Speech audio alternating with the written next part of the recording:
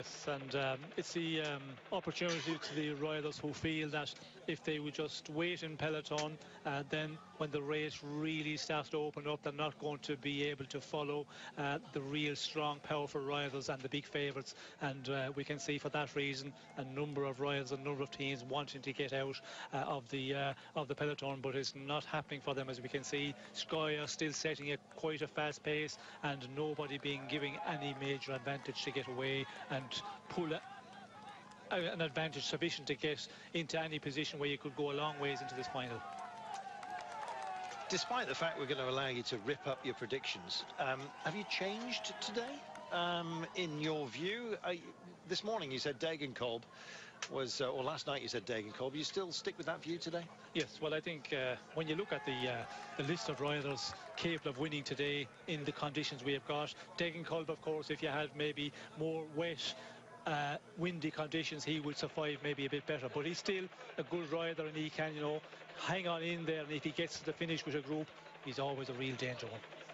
Greipel, the question mark with him has always been about the distance.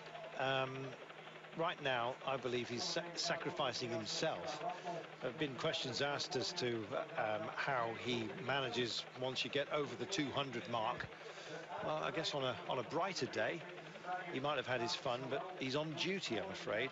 And this is about roughing everybody up and maybe just being part of the action out front.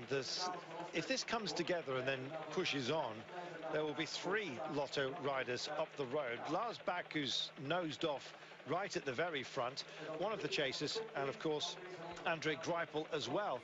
That's a handy little formation. You've got a couple of teammates as well as yourself.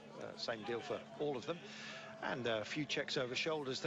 I don't think they believe that this can make it just for the time being, but it's showing intent, and it's mixing it up, Sean, with just under 70 to go now. Yes, well, we can see again Ulrike Greenedge. It's Michelle Ducker here pushing on, and a number of riders trying to come across, and it's the point of the race where you have to try and do something. If you're not sure that you can last the real hectic racing in the end, try and get out of the peloton at this point. And this group is, you know, becoming a nice group now. If they can start working together, they could maybe, you know, get an advantage and get, you know, a minute and a half. And if they do manage to pull that out, well, then they could go a long ways in the more difficult, before we get to the more difficult parts. The danger has been spotted at an Essex Quick-Step, a centre man up the road. They don't want to be caught napping, and I guess if Lotto Soudal are starting to form themselves a bit of a breakaway party, a marauding party, you might say, of 3 riders, then you need to mark that down. And right now, on the chase, one of the Essex boys is actually just trying to bridge over, and in so doing, he's got company. I'm not surprised. It's a game of chess at the moment, Sean.